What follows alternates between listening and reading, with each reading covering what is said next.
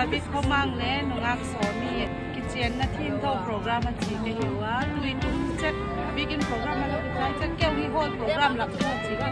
hol program ma pan dinga lu ding ka hitao kitchen na thiang tho hi za in hen mi zo sia le ko suam te la lalpan Christine in sung nom taksim dok thedingin amau pui le ti kha doi sakna kawakla ni lang ni lungai ni le ki happy twa khut ki tu twa ko alal pa ko di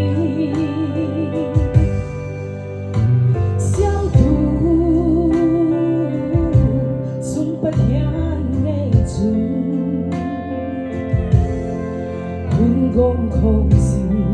ta hẹn cùng qua lời qua đã góp xa dù vì hình in khen đã hẹn ô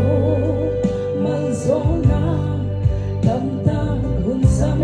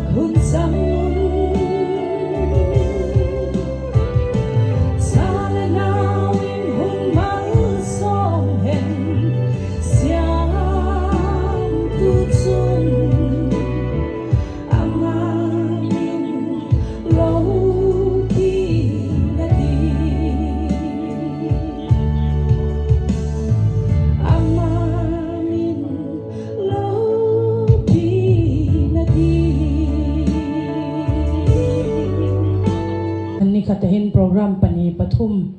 akhichi seka pathin zalin mi te doi sakna zalin si ka chun program he tung pang the loading ka